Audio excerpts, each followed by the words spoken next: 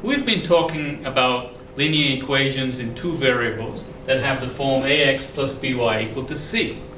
Well, we also have what's called linear inequalities in two variables, and they have the form ax plus by less than c, or less than or equal to c. Or we have ax plus by can be greater than c, or greater than or equal to c, where a, b, and c are real numbers, and a and b are both not zero. Now we know the linear equation, we know what that looks like. That looks like a graph of a line. That's a line. However, what do these inequalities look like? To determine this, we have to see how points satisfy these inequalities. So let's do a few examples. Determine whether the ordered pair, given here, is a solution of this inequality 2x minus y is less than 6. So we want to know whether this point here, 5, negative 1, satisfies this inequality. In order to do so, we plug these numbers in for x and for y. So we'll have 2 times x, or 2 times 5, minus, the y value is negative 1, minus negative 1. We want to know if that's less than 6. So 2 times 5 is 10. And then we have minus and minus 1, that's plus 1. Less than 6. And so 10 plus 1 is 11, less than 6. Is 11 less than 6? No. So this is actually a false statement. And so this point does not satisfy the inequality. So that point does not satisfy the inequality. Let's look at another point. We have the point 2, 7 now, and we want to know, does this satisfy this inequality 2x minus y is less than 6? Well, we plug in 2 for x and 7 for y. So we get 2 times 2 minus 7. Is that less than 6? Well, 2 times 2 is 4. Minus 7. Is that less than 6? 4 minus 7 is negative 3. Is that less than 6? Yes, it is less than 6. So this is actually a true statement. And therefore, this point satisfies our inequality. This point satisfies our inequality. Testing points like we've just done allows us to construct a graph of an inequality. So let's take a demonstration of this using an example. Suppose we're given the example, we want to graph the inequality x minus y is greater than 1. There are several steps to graphing this inequality. The first step is we will replace this inequality with an equal sign. Then we'll have a line, an equation of a line. So the next step is graph that line. Graph the equation of that line. The third step would be test points, because that line is going to divide your xy coordinate plane into 2 halves. So the third step is test points on either side of that line. And test those points to see whether they satisfy this inequality. Then we shade the area where those points satisfy the inequality.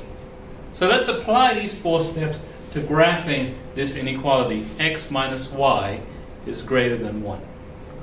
So the first step is to put an equal sign here by the inequality. And so we have x minus y equal to 1. The second step is to graph this line. In order to graph this line, you need to get some x and y points, some coordinate points. So we have 0, negative 1, 1, 0. These are the y-intercept and the x-intercept. Remember, if we plug in 0 for x, we get the y-intercept. If we plug in 0 for y, we get the x-intercept. So we have these 2 points for sure. That's all you need to draw a line. But we'll do one more point. And I did this point, the point 2, 1. You can verify that the point 2, 1 actually satisfies that equation. So those 3 points, we're going to plot it on this graph like this. So here we have a graph of the line x minus y equals 1. Now, before we go any further, we have to remind ourselves that this is an inequality here, and this is what we call a strict inequality. It's greater than. It's not greater than or equal to. So whichever side of the line we choose, we're going to test points in a minute, whichever side of the line we choose, will be just that side. It won't include the line itself because there's no equal sign. So whenever there's a strict inequality, we actually have to make this line a dotted line. Like that. The next step now is to actually test points on either side of the line to see if they satisfy the inequality, the original inequality. Let's do that right now. Let's pick this point on the upper side of the line, the point 2, 2, point 2, 2. And we want to test this point 2, 2 in our inequality to see if it satisfies the inequality. So if I plug in 2, 2, 2 for x and 2 for y, we get 2 minus 2.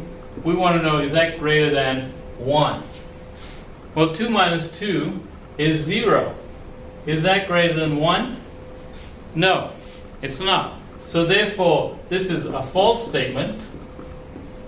And so this point does not satisfy the inequality. Now let's pick a different point now on the other side of the line. Like this point 3, negative 1. So we want to know whether 3, negative 1 satisfies this inequality. We plug in 3 for x and negative 1 for y. We'll get 3 minus negative 1. Is that greater than 1? Well, 3 minus 1 is 3 plus 1, that's 4. Is that greater than 1? Yes, 4 is greater than 1, so this is a true statement. And so this point satisfies the inequality. So we only really need to test 2 points to determine which side to shade. We see that this satisfies the inequality and this one does not.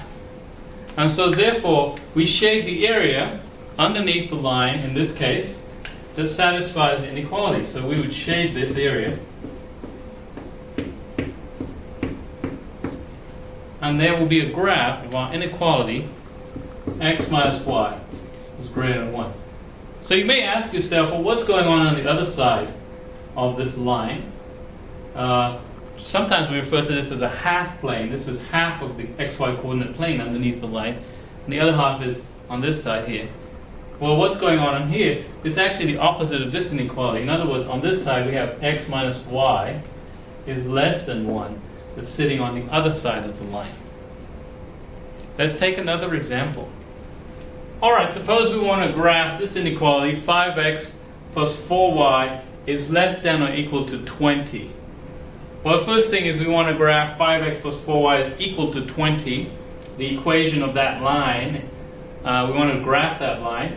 And here we have if x is 0, y is 5. If x is 0, y is going to be 20 over 4, which is 5. And if y is 0, you get x is 20 over 5, which is 4. So we have the y and x intercepts right here. We could plot these on the graph like this here. We have 0, 5, and then 4, 0. And we join these dots up with a line to get the graph. Like this here, we have this line. And we leave a solid line in this case. Why? Because 5x plus 4y is less than or equal to 20. So whenever we have an equal sign in our inequality, the line can remain solid. So this line is the line 5x plus 4y equal to 20. And now we have to test some points in our inequality. And we're going to test several points here.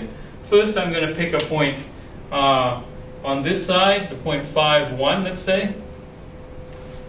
So if we pick the point 5, 1, we get 5 times 5 plus 4 times 1. And we want to know, is that less than or equal to 20? Well, 5 times 5 is 25. And 25 plus 4 times 1, which is 4. Is that less than or equal to 20? 25 plus 4 is 29. Is that less than or equal to 20? And no, that's not true. That's a false statement. So this point does not satisfy an equality. So we're not looking on this side. Now you can think, okay, if we're not looking on this side, then the point, this must be the answer. We must shade this side. But let's just test the point just to demonstrate that. So we're going to pick another point on this side of the line. I'll pick an easy point, the point 1, 1. And so let's test this in our inequality. We'll test the point 1, 1. So we have 5 times 1 plus 4 times 1. And we want to know, is that less than or equal to 20? Well, 5 times 1 is 5 plus 4. Is that less than or equal to 20? Is 9 less than or equal to 20? And yes, that's a true statement. So this point satisfies our inequality. This point 1, 1 satisfies our inequality. Therefore, we shade this side. And there's the graph of our inequality.